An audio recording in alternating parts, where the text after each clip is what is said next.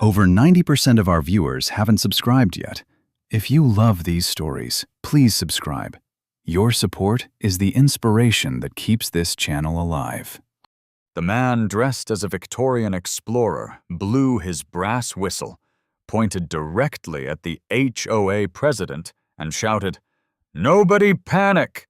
The wandering beige shrub has returned." 20 visitors turned toward Marjorie Flint, who had entered my garden wearing a tan pantsuit and carrying 3 laminated violation notices. A second actor rushed forward with a butterfly net, while an elderly woman on the tour raised her camera and asked whether beige shrubs were native to Georgia. Marjorie froze beside the hydrangeas as the explorer opened a field notebook and announced that the specimen appeared territorial, overwatered, and extremely attracted to clipboards. I stood near the porch holding a pitcher of lemonade. "Please don't touch the wildlife," I told the group. "It files complaints." Marjorie stared at me. "Silas, stop this immediately!" The explorer lowered his whistle. "Madam, speaking during the tour requires the premium package." My name is Silas Hart, and I owned a white cottage in Foxglove Landing, a small neighborhood outside Savannah, Georgia. The houses had deep porches, old oak trees, and enough decorative shutters to protect absolutely no windows. I made custom cabinets for a living, preferred quiet mornings, and had never considered myself an entertainer until the HOA described my backyard as geographically confusing. That phrase changed my Sundays. My garden covered less than half an acre, but it did not behave like one. Narrow brick paths curved between flowering shrubs, crossed each other beneath wooden arches, disappeared behind tall ornamental grasses, and occasionally ended at small seating areas nobody could see from the house. There were painted doors attached to freestanding frames, tiny bridges over dry stone channels, and old signs bearing names such as the argumentative Rose Walk, Possibility Corner, and the path that looked shorter on paper. Visitors sometimes entered through the side gate and needed several minutes to find the patio. That was intentional. My wife, Clara, had designed the garden with me during the final 12 years of our marriage. She wrote and illustrated children's books, although only 2 were ever published. Her unfinished final story followed a boy who entered a garden where every wrong turn revealed something more useful than the destination he had originally wanted. Clara disliked straight paths. She said they made promises gardens could not keep. After she died, I finished building the sections she had sketched, but never seen completed. I did not turn the yard into a shrine, and I never expected neighbors to understand every painted door or crooked trail. I simply continued a project we had loved together because working with cedar, brick, soil, and flowers felt better than sitting inside an empty house listening to silence become furniture. For 5 years, nobody complained. Children enjoyed searching for the tiny brass animals Clara had hidden throughout the garden. Neighbors occasionally borrowed the shaded reading bench. Delivery drivers learned not to follow the path marked shortcut because it ended beside a stone frog wearing a crown. Then Marjorie became president of the Foxglove Landing Homeowners Association. She had previously chaired the landscape committee, where she developed strong opinions about mulch depth, hedge symmetry, and what she called responsible flower behavior.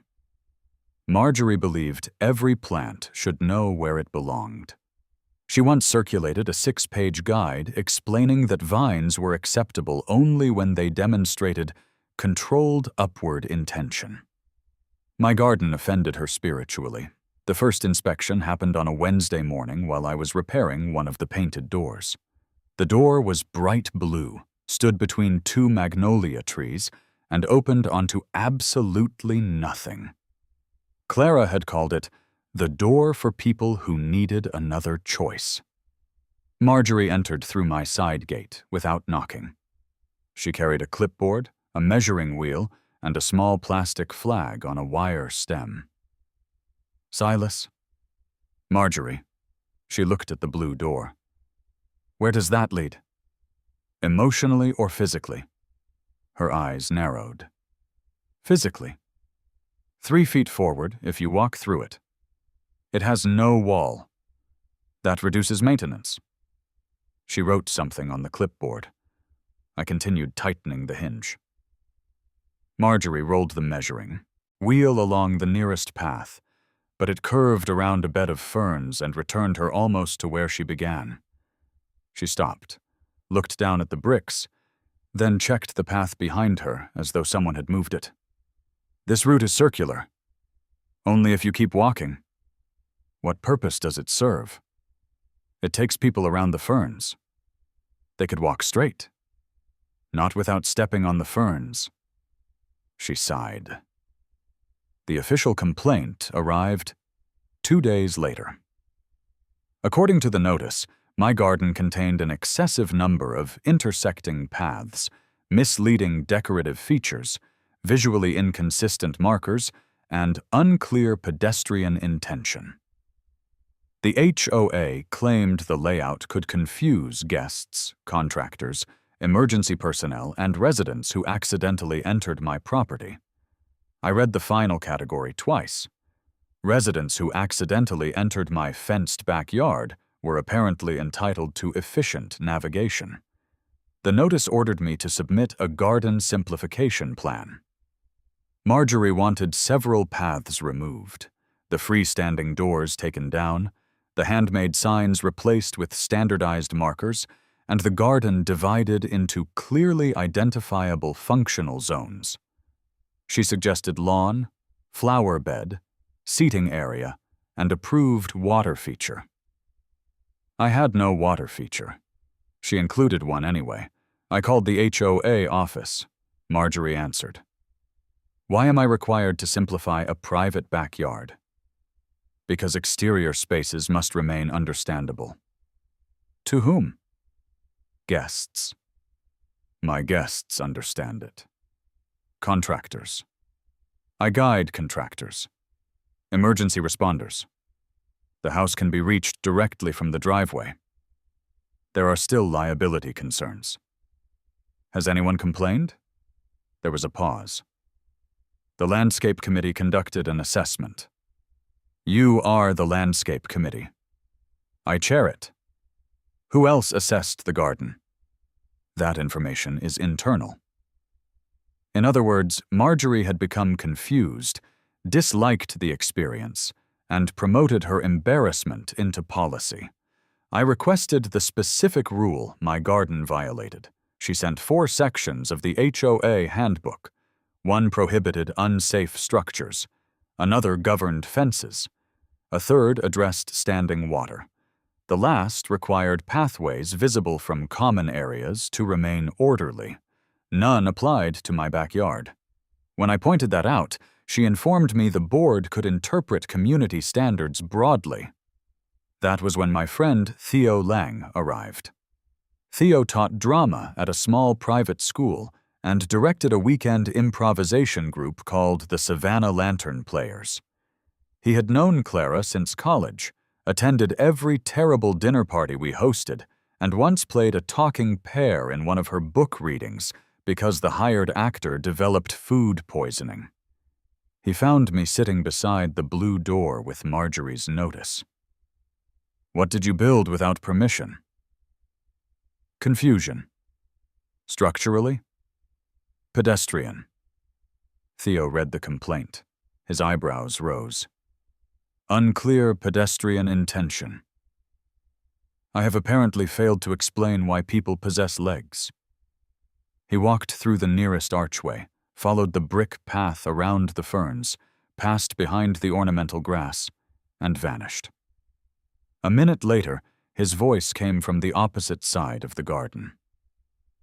This is delightful. You have been here before. I entered with new intentions. He returned carrying one of Clara's brass foxes. The fox had been hidden beneath a bench for years. Theo placed it on the table and reread the notice. If the garden is confusing, you need guides. I can show visitors around. No. His expression changed in the way it always did before he volunteered me for something exhausting. You need professional guides. The Savannah lantern players had recently lost access to their rehearsal space after the building owner leased it to a yoga studio. The group needed somewhere to practice on Sunday afternoons. My garden needed to become understandable. Theo believed these were the same problem. I disagreed for almost 7 minutes. By evening, he had written the first tour. It was called The Completely Necessary Expedition Through Silas Hart's Backyard. The tour would last 25 minutes and involve 6 actors. One would portray Victorian explorer Professor Percival Mulch. Another would play a nervous cartographer who redrew the map every time the group turned. A third would appear at random points, pretending to have been lost since 1997. The remaining actors would portray characters inspired by Clara's unfinished book. I hesitated at that part. Theo noticed. We don't have to use her story. She would have used it. Are you sure? She once made you dress as a pear. I was magnificent. You frightened 3 children. They lacked theatrical maturity. We found Clara's sketches inside the cabinet beneath my workbench. The unfinished book contained a monarch who forgot what he ruled, a gardener who planted questions instead of flowers, and a fox who deliberately gave terrible directions because the best places could not be reached by certainty. Theo sat quietly while reading. This is good. It was unfinished. That is not the same thing. I looked toward the garden. Several places had been built directly from those pages. The blue door, the circular fern path, the bridge across the dry stones, and the bench hidden behind jasmine all existed because Clara had once drawn them around imaginary characters. The guided tour could be ridiculous. It could also let the story move again. We scheduled the first rehearsal for Sunday. I invited 8 neighbors who already knew the garden, mainly to test whether the actors could avoid leading anyone into the compost bins. Theo invited 12 more people without telling me. By noon, 24 visitors stood beside my side gate, holding handmade tickets that said, "Destination not guaranteed."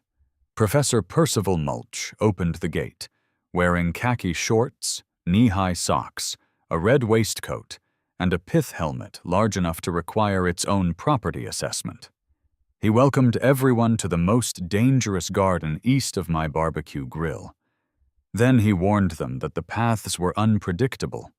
The roses had political disagreements, and the owner should not be startled unless approached with coffee. The tour was absurd. The nervous cartographer unfolded a map at every intersection and announced that the garden had moved. The lost traveler emerged from behind a hedge carrying a frying pan and claimed he had entered during the Clinton administration. Children searched for brass animals, while adults received dramatic warnings about the stone frog, which supposedly governed rainfall permits. I laughed more that afternoon than I had in months. The actors did not mock Clara's work. They animated it.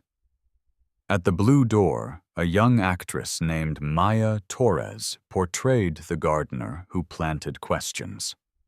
She asked each visitor to name something they had once mistaken for failure. Their answers were written on biodegradable paper and placed inside a wooden box beneath the magnolia tree. The comedy softened. People became thoughtful. A retired teacher said she had once believed changing careers meant she had wasted 20 years. A teenager admitted he had failed his driving test 3 times.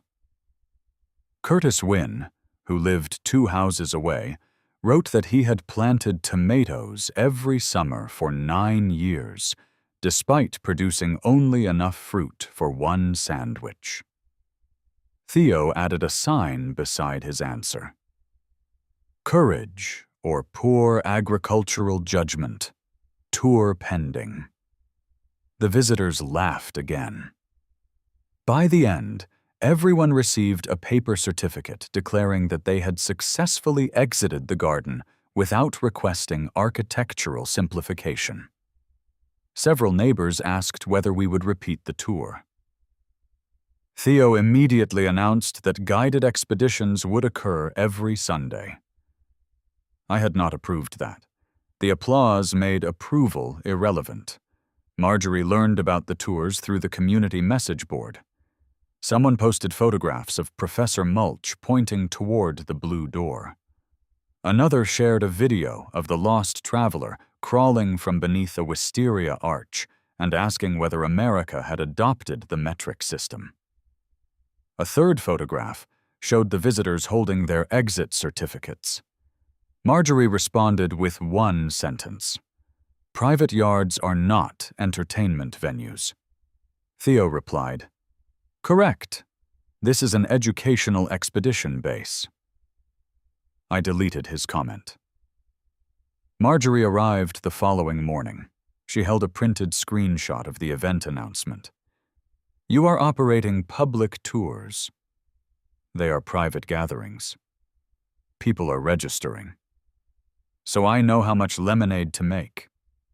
You hired actors.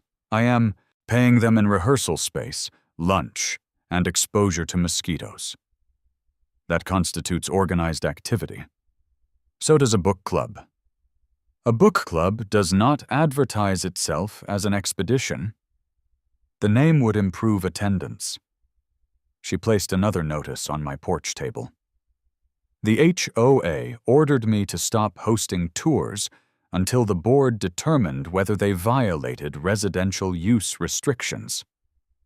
Marjorie claimed the actors created noise, traffic, and confusion. I looked at the final word.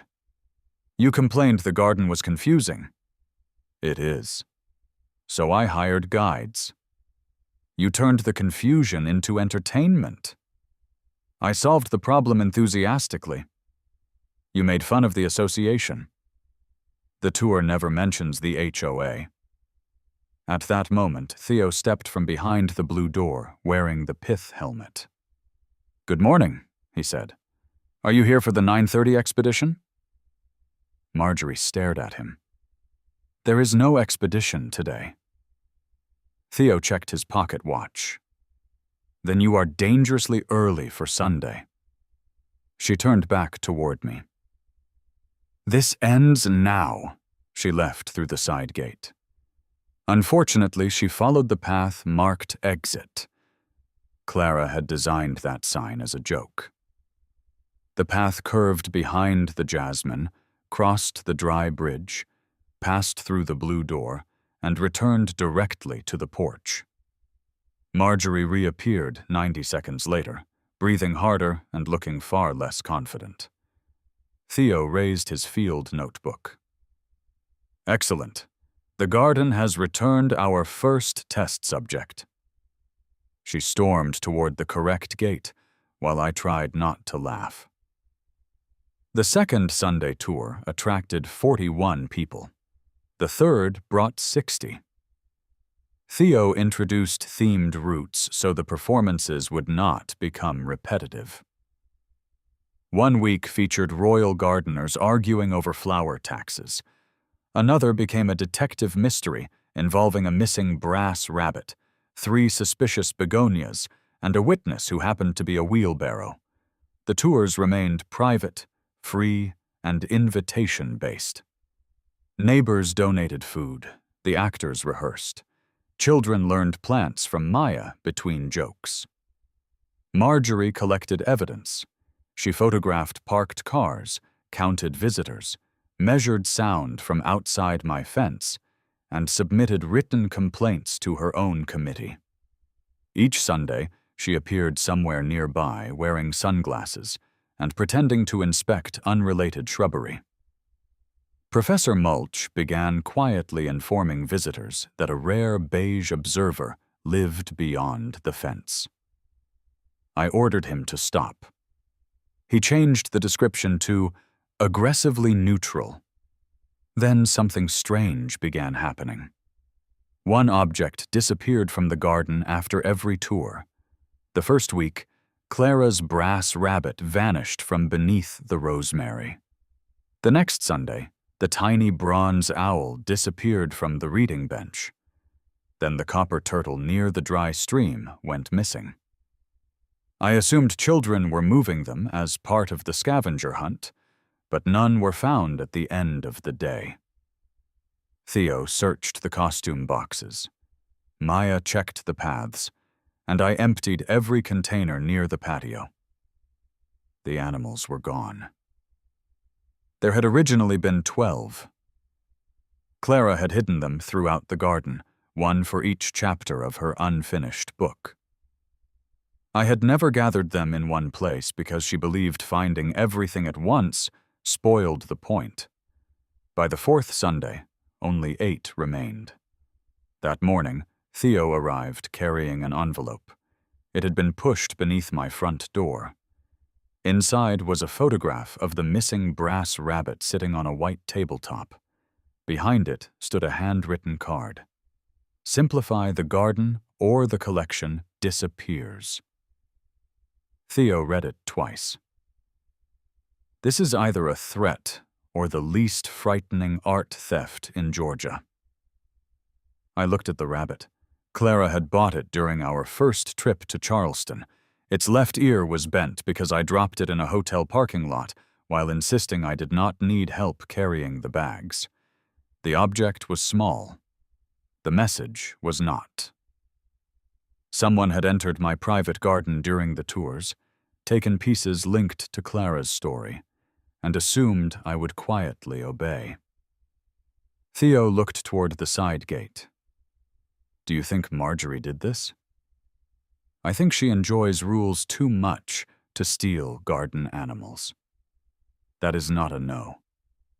No. The actors arrived an hour later. I considered canceling the tour, but the anonymous note had demanded simplification. Closing. The garden would give whoever sent it exactly what they wanted. Instead, Theo rewrote the performance before the first guests arrived. Professor Percival Mulch welcomed everyone with unusual seriousness. Today's expedition includes a mystery, he announced. 4 creatures have vanished from this garden, and the thief may believe actors are decorative. Maya stepped through the blue door wearing a dark green coat. The thief, she said, has misunderstood the profession. The Savannah lantern players had become investigators. Each actor received a section of the garden to watch. Visitors were told the missing animals formed part of a new story game, keeping them alert without frightening anyone. Theo placed tiny flower markings near the remaining figures, while I installed 2 discrete motion cameras borrowed from Curtis. Marjorie appeared outside the gate before the tour began. She carried another violation notice. Professor Mulch spotted her through the fence. He lifted his whistle. I grabbed his arm before he could identify another beige shrub. Marjorie entered. I am here to observe. This is private property, I said. The HOA has received multiple complaints. From whom? Residents. Which residents? Confidentiality applies. Then observe from outside. She held up the notice. This event is under active review. So is a theft. Her eyes moved toward the photograph in my hand. What theft? Someone has been taking objects from the garden. For half a second, Marjorie looked surprised. Then she looked interested. What objects? Small metal animals. Decorations? Pieces of Clara's book collection. Her expression became unreadable. Perhaps your confusing layout makes it difficult to track them. The answer bothered me, not because it admitted anything, because she had understood too quickly that the objects mattered. Before I could question her, a child screamed near the dry stream. Everyone turned. A young boy stood beside the remaining brass fox, pointing toward the ornamental grass. The plants moved, though there was no wind. Someone was crouching behind them. Theo ran from the blue door. Maya circled from the opposite path. I reached the grass first and pushed through the tall stems. Nobody was there. Only a narrow opening remained beside the fence. On the ground lay Clara's brass fox.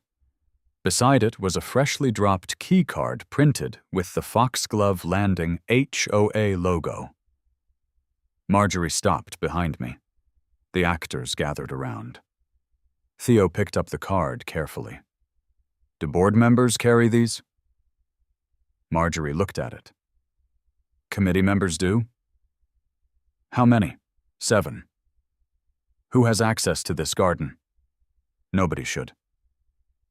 Professor Mulch removed his pith helmet. For the first time since the tours began, he looked completely serious. The missing animals were no longer a harmless mystery. Someone connected to the HOA had entered my garden, taken pieces of Clara's unfinished story, and returned during a crowded Sunday tour to steal another. I looked toward the paths Marjorie called confusing. The thief had used them as cover. That was the mistake. Nobody knew those paths better than the actors.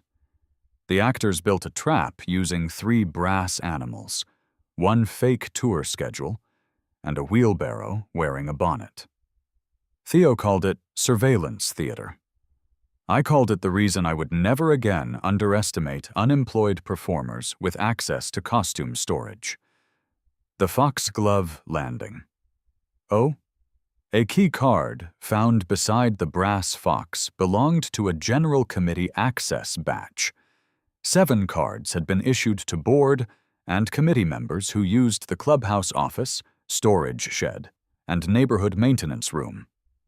Marjorie insisted the card could have been dropped anywhere and carried into my garden by a child, a bird, or what she called uncontrolled pedestrian transfer. Theo stared at her. Are pedestrians migrating now? Marjorie ignored him. She demanded the card be returned to the HOA office immediately. I refused and placed it inside a clear plastic bag instead. She threatened to add unauthorized retention of association property to my growing list of violations, which made Professor Percival Mulch ask whether evidence required architectural approval. Marjorie left through the correct gate this time.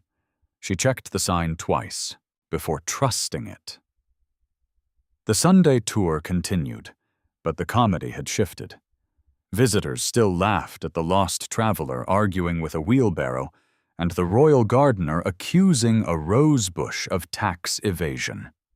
Behind the performance, however, every actor watched the paths, fence openings, and remaining brass animals. No one touched them. No suspicious visitor appeared. The motion cameras recorded children, squirrels, 2 cats, and Theo eating half a sandwich behind the jasmine because he claimed the explorer character required private rations.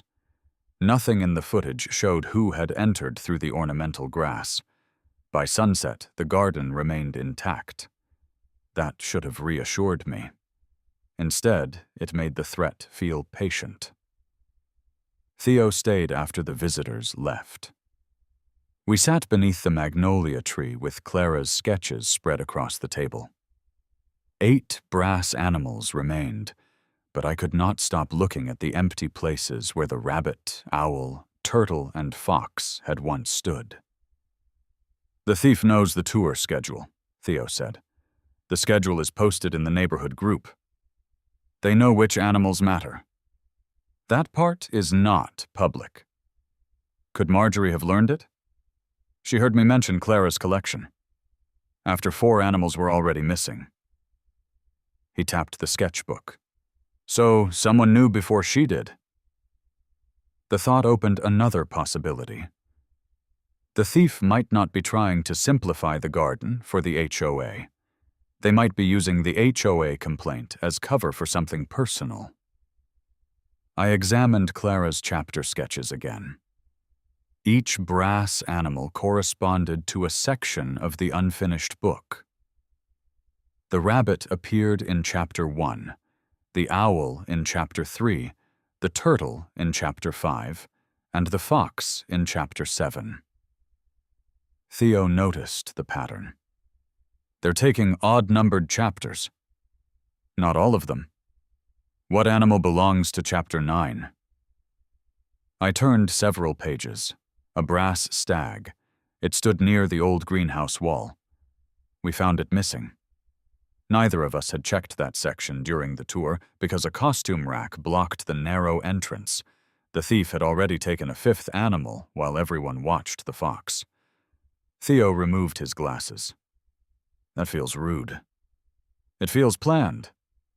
What comes after the stag? Chapter 11. I turned to Clara's final completed sketch. A small brass bird. The last animal stood inside the blue door's upper frame, hidden above eye level. Most visitors never noticed it.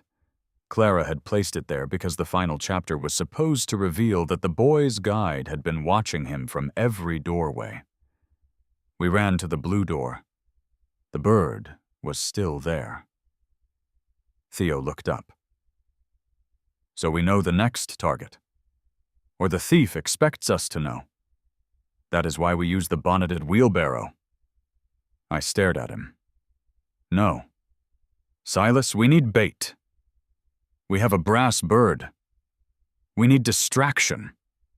The wheelbarrow is not wearing a bonnet. It already has one. He pointed toward the patio. Maya had apparently arrived early for rehearsal and dressed my wheelbarrow as an elderly widow. I stopped asking questions. The next morning, we called the 6 people connected to the keycard batch. Marjorie answered only after I said the missing objects might involve an HOA card. The others included 2 board members, the landscape committee secretary, the clubhouse coordinator, a maintenance supervisor, and a woman named Eleanor Pike, who managed the neighborhood historical files. Every person claimed to still possess their card. Marjorie offered to inspect them at the next board meeting. Theo suggested we inspect them sooner. We arranged a brief meeting at the clubhouse Tuesday afternoon. 5 people arrived. Eleanor Pike did not. Marjorie placed her card on the table first. There. The number printed on it ended in 04.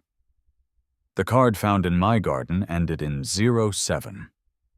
The maintenance supervisor had 01. The clubhouse coordinator carried 02. The board members held 03 and 05. The landscape secretary had 06. Card 07 belonged to Eleanor. Marjorie folded her arms. That proves nothing. It proves Eleanor's card was in my garden, I said. It proves a card assigned to Eleanor was there. Where is she? She said she was unwell. Did you speak to her? She emailed. Theo leaned toward me. Convenient illness. Strong second act. Choice.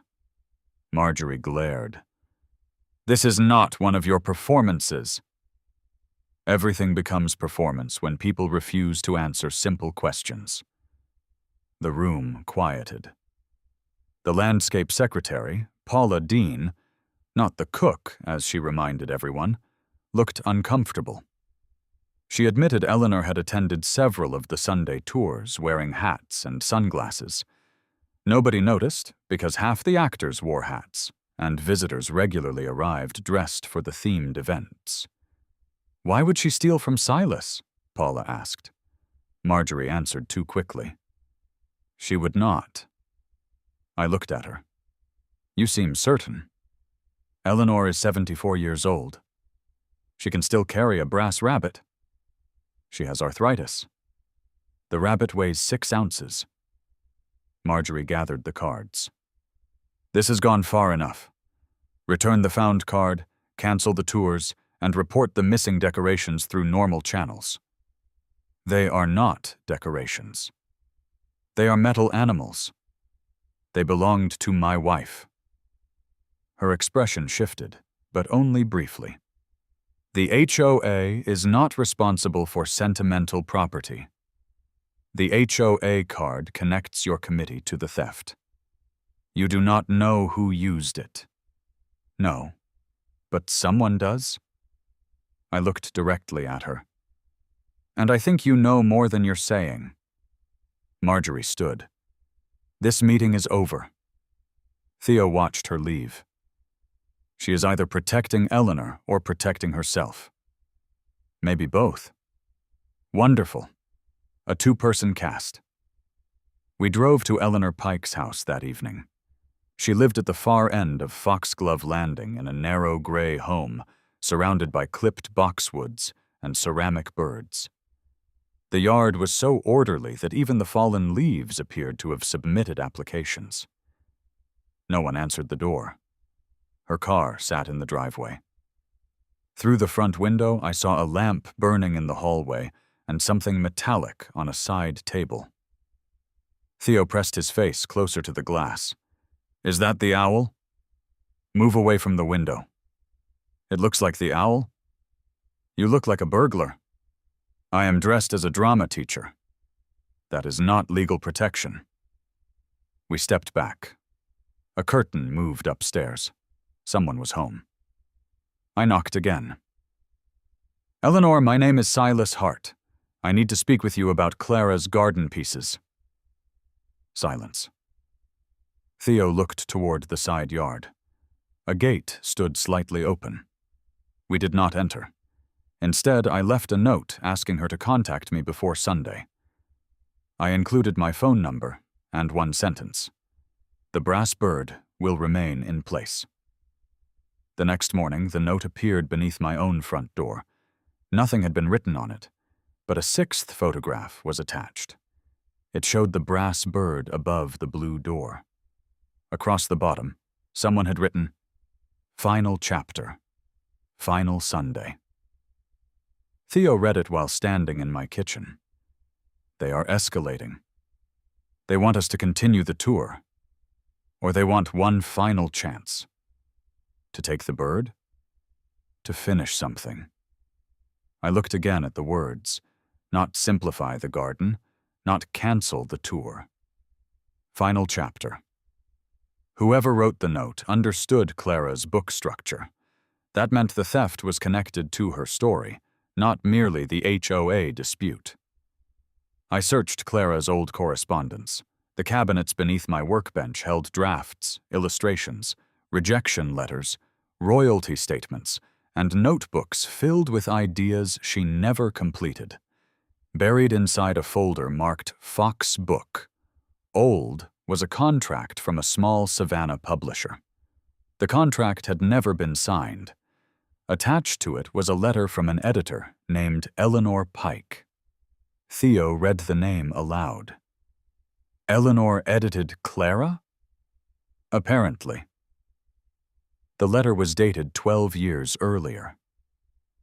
Eleanor praised the manuscript, but demanded major changes. She wanted the confusing garden simplified, the wrong turns removed, and the ending rewritten.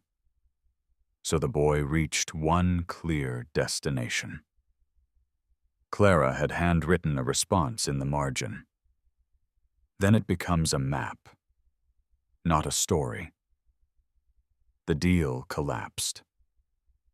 Clara never published the book. I sat down. For years, I had assumed the manuscript remained unfinished because her health declined. That was partly true, but the letters showed she had also stopped after months of arguments with Eleanor over the story's structure. The phrase appeared repeatedly. Too confusing, Too indirect. Too many paths. Theo placed Marjorie's violation notice beside the old editorial letter. The language was almost identical. Unclear pedestrian intention. Misleading features. Simplify the route. I felt cold despite the Georgia heat. Marjorie didn't invent the complaint. Theo nodded. Eleanor wrote it. The garden simplification demand had not begun with a confused HOA president. It began with an old editor who still wanted to win an argument with a woman who could no longer answer. That was the shocking part. Eleanor had used the landscape committee to force Clara's story into the shape she wanted 12 years earlier. The missing animals were chapters. She was removing the parts Clara refused to cut. Theo sat across from me. Why now? The tours. What about them? They brought the book back. And Eleanor saw people enjoying the confusing version. I looked toward the garden. That might have been unbearable for someone who had spent years believing Clara should have listened. Marjorie arrived that afternoon without a clipboard. She stood on my porch, looking unusually tired. You went to Eleanor's house? Yes. She called me. Good. She is upset. She stole from my garden. She says the animals belong to the manuscript. They belong to me. She believes Clara promised them for a promotional display. Did Clara sign anything? Marjorie hesitated. No. Then Eleanor is stealing. She does not see it that way. That changes nothing. Marjorie sat at the edge of the porch chair without being invited. For the first time since the conflict began, she did not inspect anything. Eleanor asked me to issue the garden complaint. I know. Her head lifted. How? I found the old letters. She looked toward the blue door. She told me the garden was based on an abandoned publishing project and contained unsafe, confusing features. Did you inspect the rules? I believed her expertise. Her expertise was editing books. She chaired the neighborhood historical committee for 20 years. That does not make her the owner of Clara's ending. Marjorie rubbed one hand across the other. She said simplifying the garden would preserve Clara's work. No, it would prove Eleanor was right. Marjorie did not deny it. I asked whether she knew Eleanor had been taking the animals.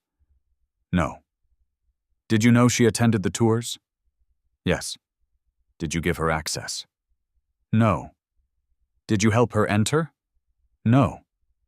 Then why protect her? Marjorie's answer took several seconds. Because she helped me become president. There it was. Not money. Not a secret contract. Not a government conspiracy. Something smaller and more believable. Loyalty, mixed with fear. Eleanor had recruited Marjorie for the landscape committee, introduced her to influential residents, and managed her campaign. Marjorie owed her position to Eleanor and had accepted the complaint without asking whether it was personal. She used you, I said. Marjorie looked offended, then uncertain. She advised me. She turned your authority into an editing tool. The sentence landed. Marjorie stared toward the garden paths. What are you going to do Sunday? Finish the tour. She will come. I know. She may try to take the bird. I know that too. Marjorie stood. You should cancel. No. For once, I am not threatening you. For once, I believe you. She looked surprised. I continued. But Clara spent years being told her story was too confusing. I will not silence it now because Eleanor cannot accept an audience. Marjorie left quietly. Theo emerged from behind the blue door. I stared at him. How long were you there? Long enough to confirm the beige shrub has emotional depth.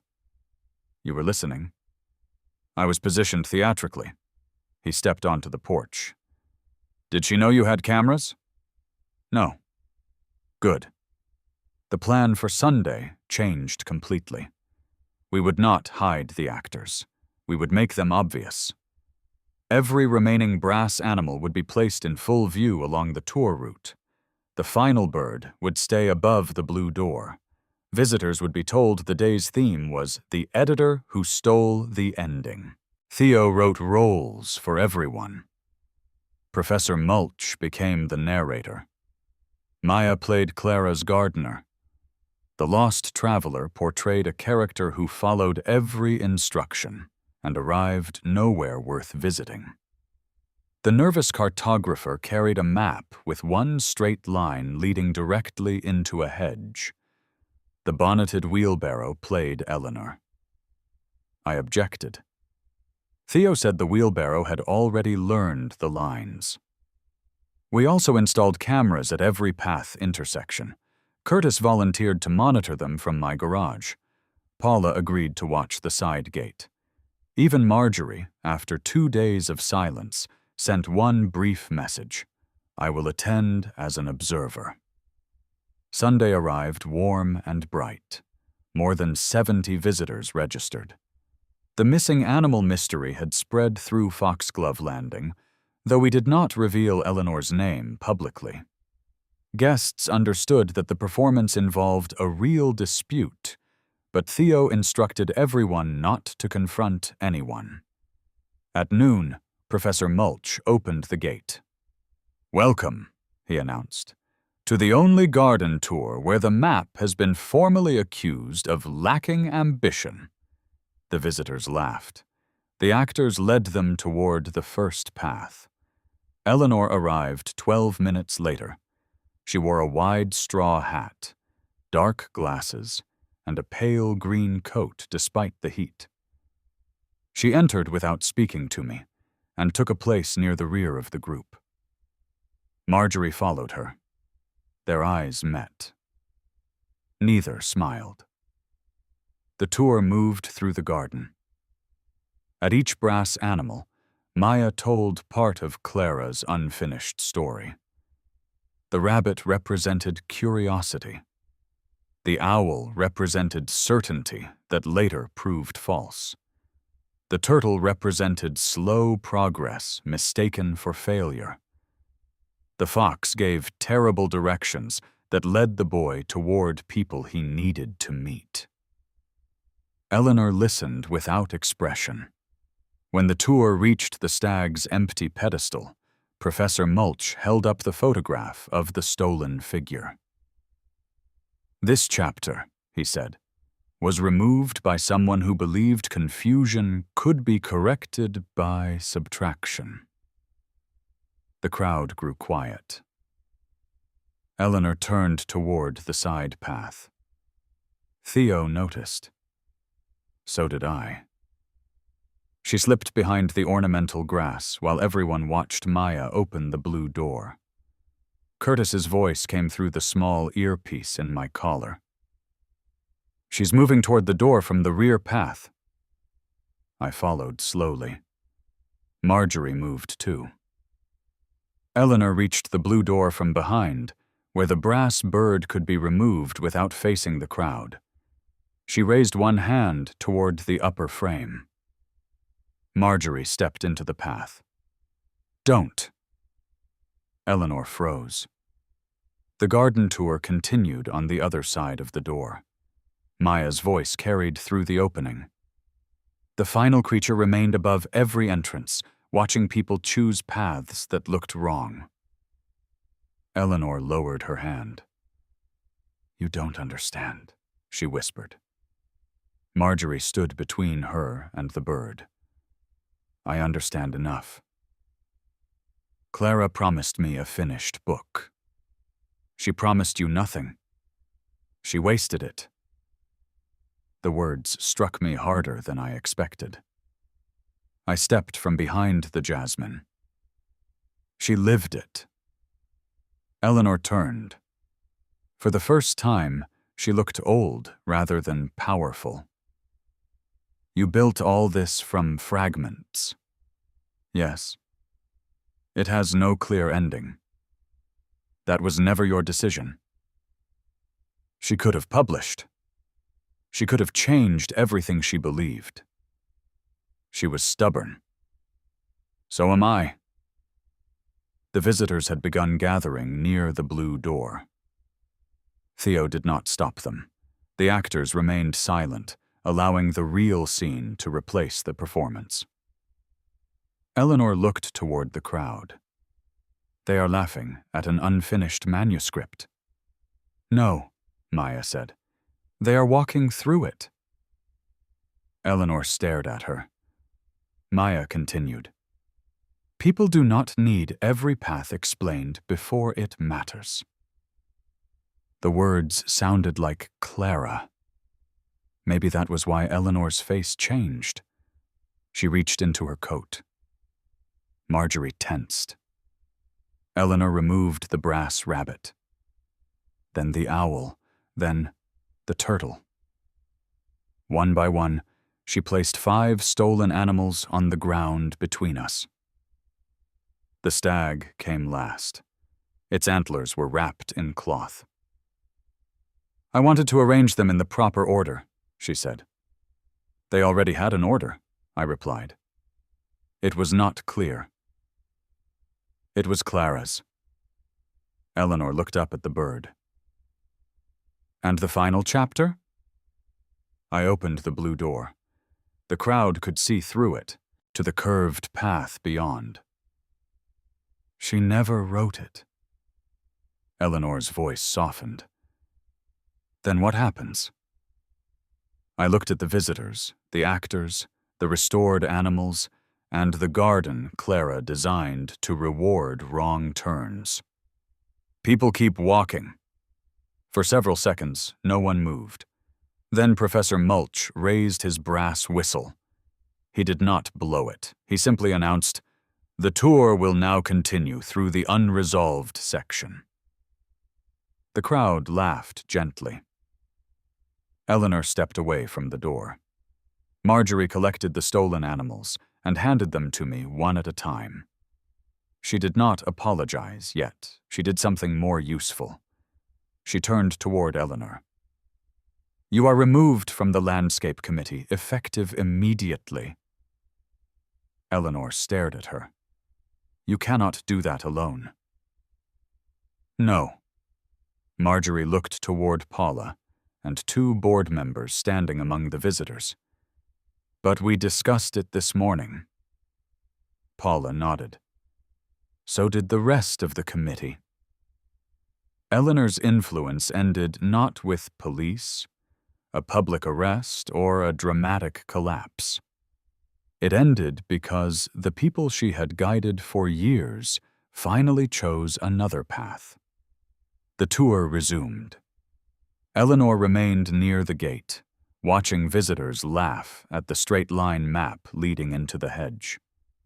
She did not leave until the final group passed through the blue door. Before going, she stopped beside me. I still think the story needed an ending. It has one now. What is it? I looked toward Theo, who was placing the bonnet back on the wheelbarrow. The editor became a garden prop. Theo gasped. Silas, she has not rehearsed. Eleanor almost smiled. Then she walked out through the correct gate. By sunset, every brass animal had returned to its place. The bird remained above the blue door. The theft was solved. The garden was still confusing, and the next Sunday tour had already filled every available reservation. Marjorie stood near the porch reading the original simplification notice. Then she tore it neatly in half. That does not cancel the board review, she said. No? No. She tore it again. This does. I looked at the pieces. Is that official procedure? Not remotely. Professor Mulch lifted his notebook.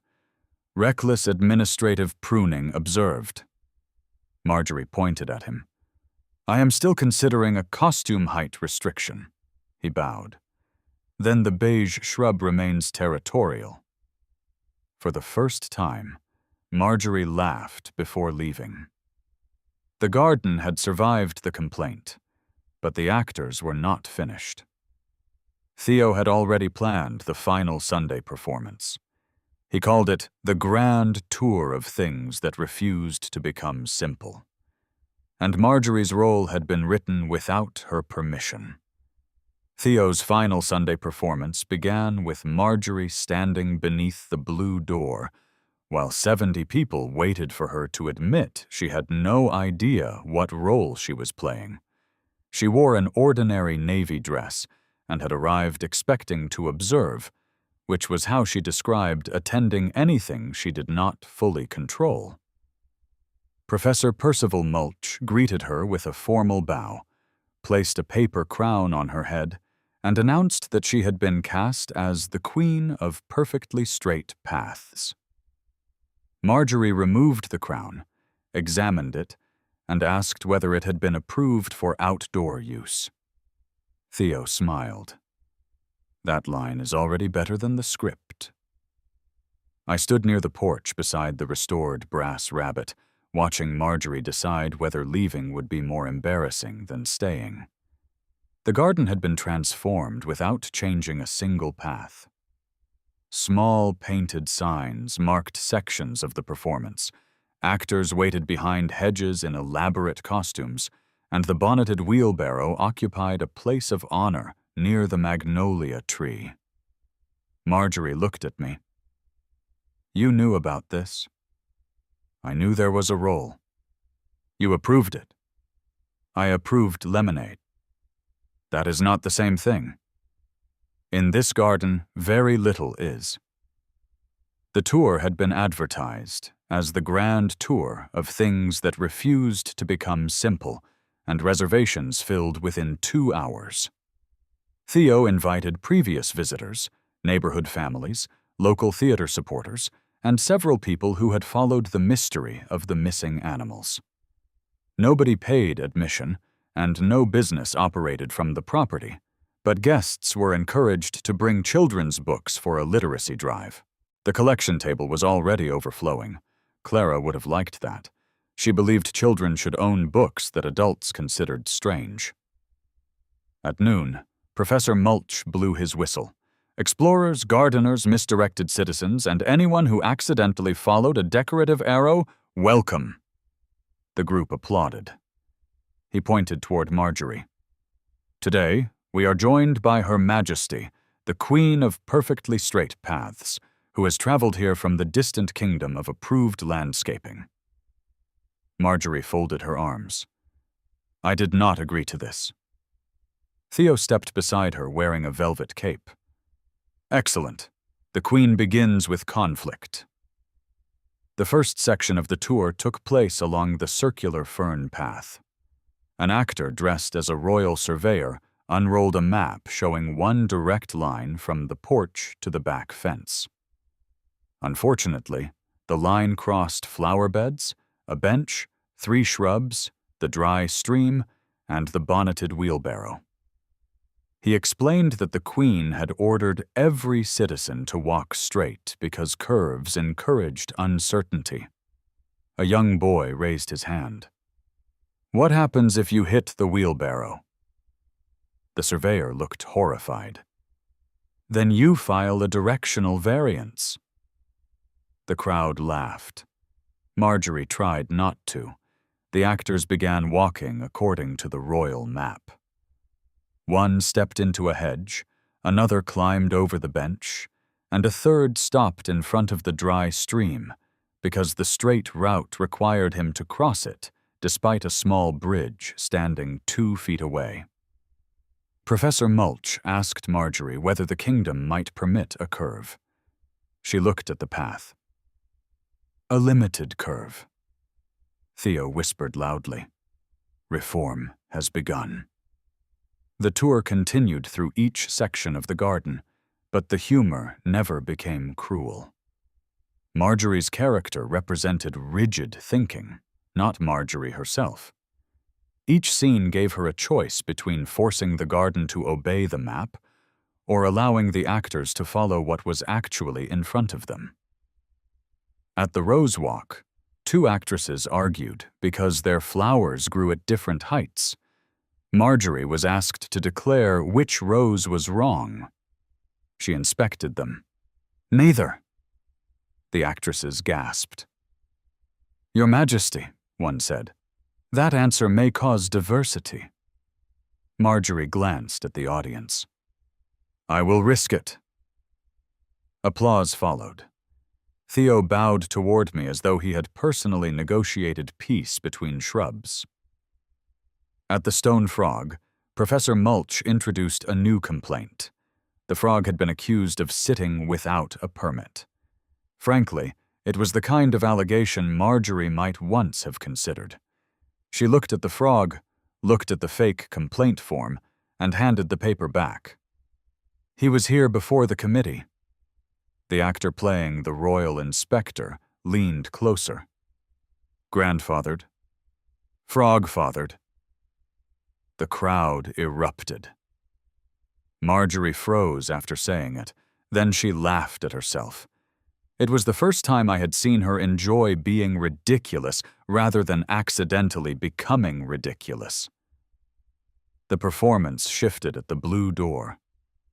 Maya stood beneath the brass bird, wearing the dark green coat she used for Clara's gardener. Around the frame, we had placed the 5 restored animals Eleanor had taken. Each returned to its chapter position. Maya opened the door. Nothing stood behind it except the curved path.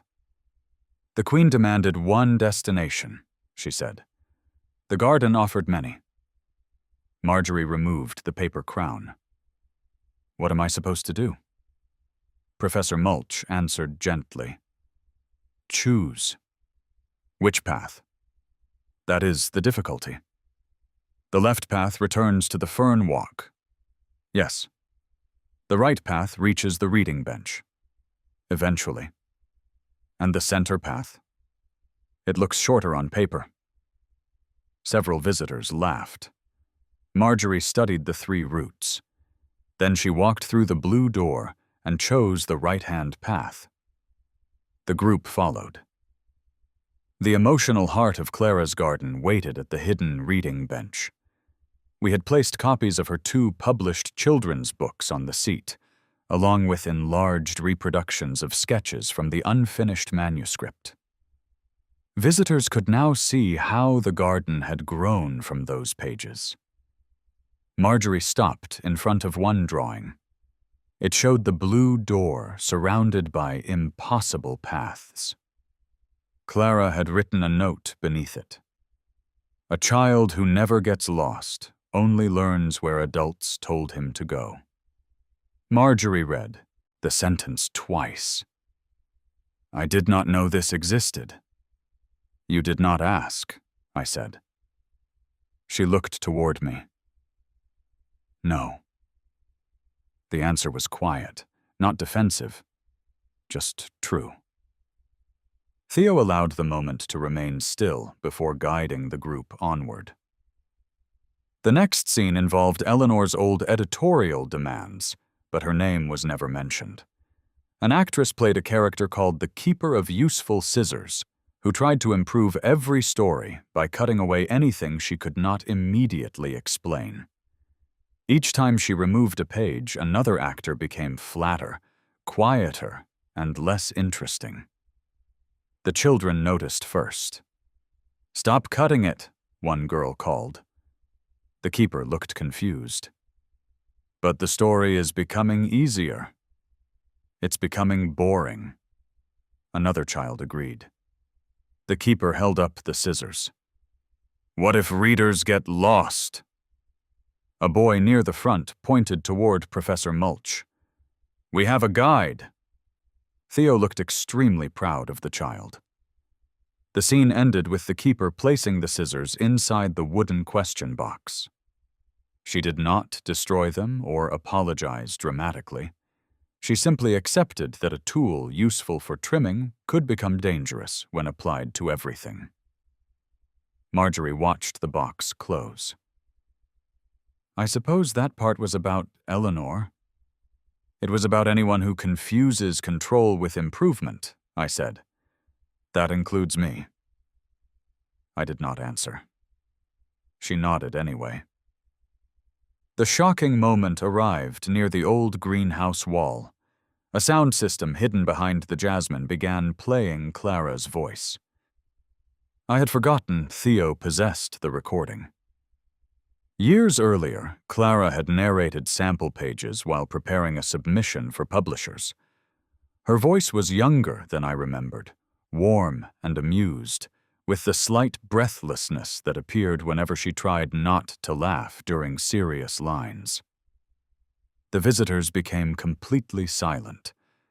Clara read from the unfinished final chapter. The boy reached the place where the map ended, but the garden continued. He asked the fox which road would take him home. The fox said, "The road that changes you will never return you exactly where you began." The recording stopped. That was all Clara had completed. No final destination, no explanation of the brass bird, no clear ending. For years, I had believed the missing conclusion meant the story had failed.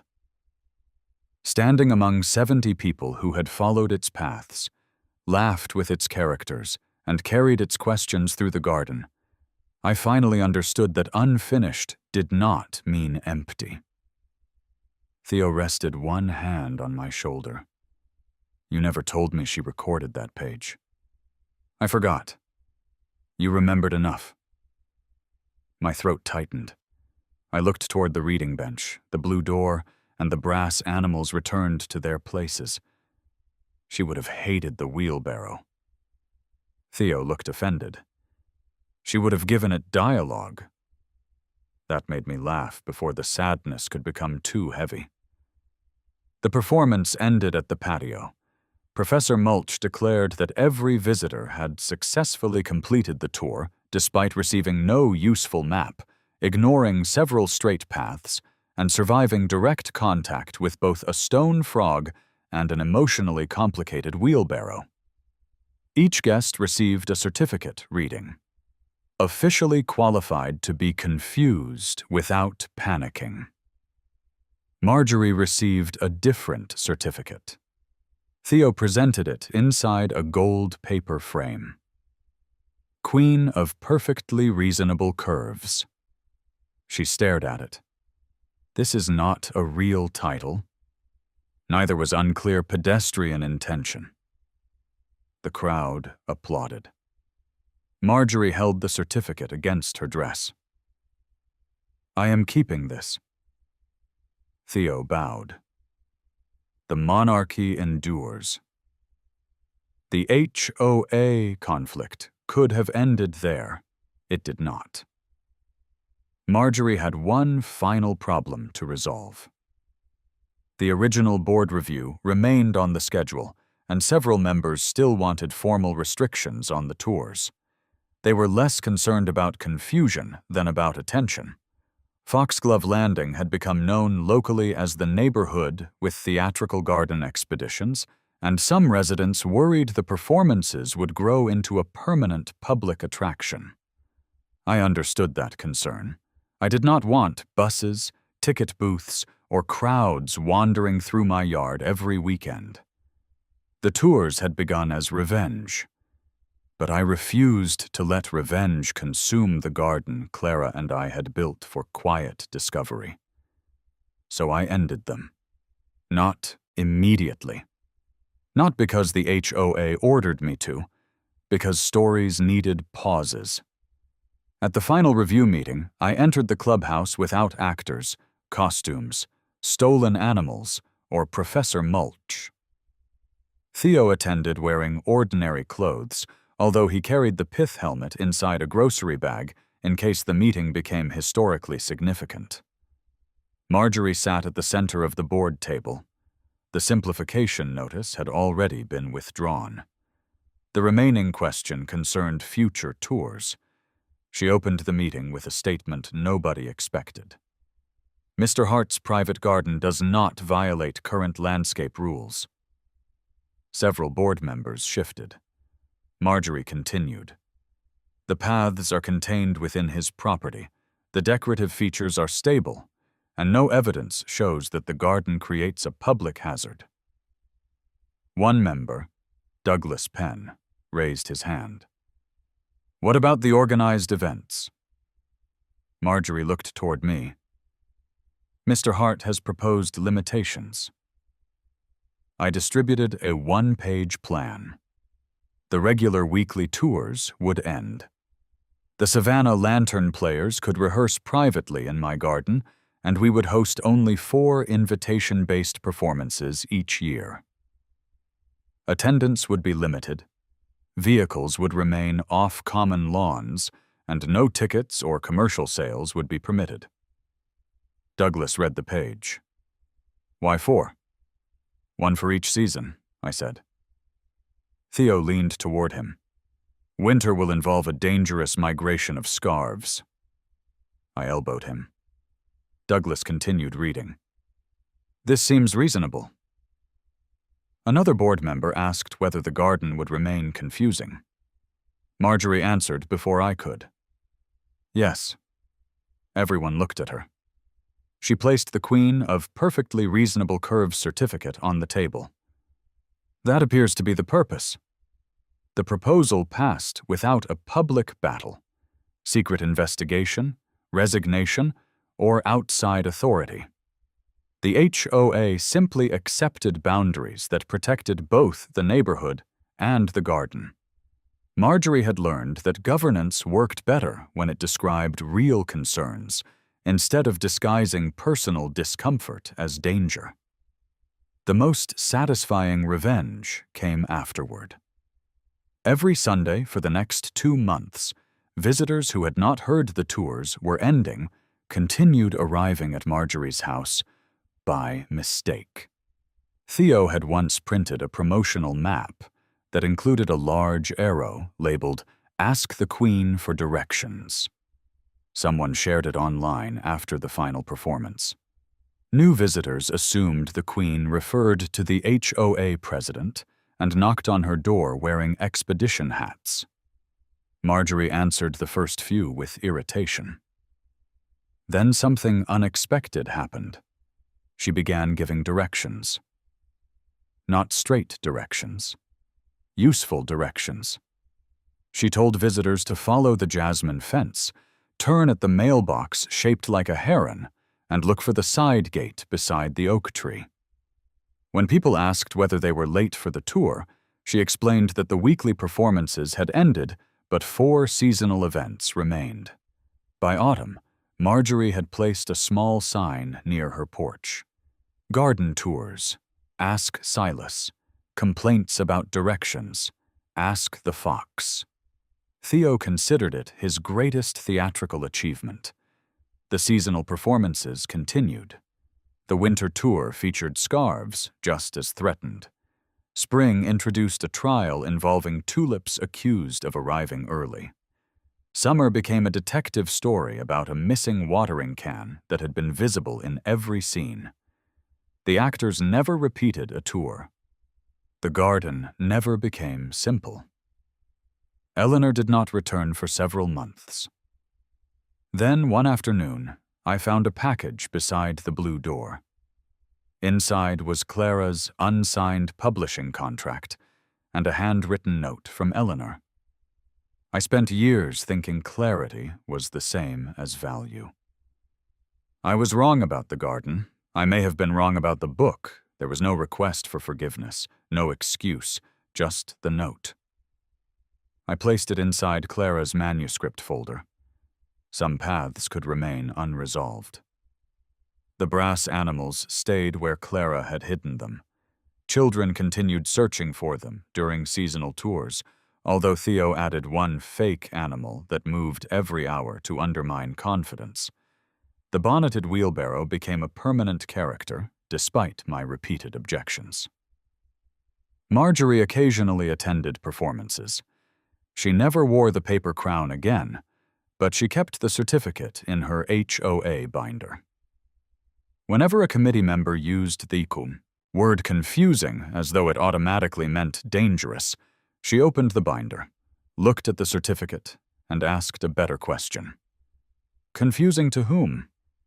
That question protected the garden more effectively than any loophole. Years later, I still walk the paths in the early morning before visitors, actors, or aggressively neutral shrubs arrive. I pass through the blue door, circle the ferns, cross the unnecessary little bridge, and sit on the hidden reading bench with Clara's unfinished pages. The garden does not bring her back. It does something more honest. It reminds me that love leaves instructions nobody has to follow in a straight line. People often say I defeated the HOA by hiring actors. That is only partly true. The actors made the complaint impossible to take seriously, but the real victory came when everyone saw that confusion could contain memory, imagination, humor, and meaning. Marjorie wanted the garden simplified because she could not immediately understand it, while Eleanor wanted Clara's story reduced until it matched an ending she already preferred. Neither woman got what she wanted. The paths remained curved. The doors still opened onto choices. The stone frog continued sitting without a permit, and every visitor left with a different version of the story, which was exactly how Clara designed it. That is the kind of verdict we cherish at Sovereign Verdict, where petty rules sometimes meet a garden that refuses to march in a straight line. Subscribe for more original HOA battles, ridiculous revenge, and homeowners who understand that the best route to victory may be the one nobody can explain on a standard map.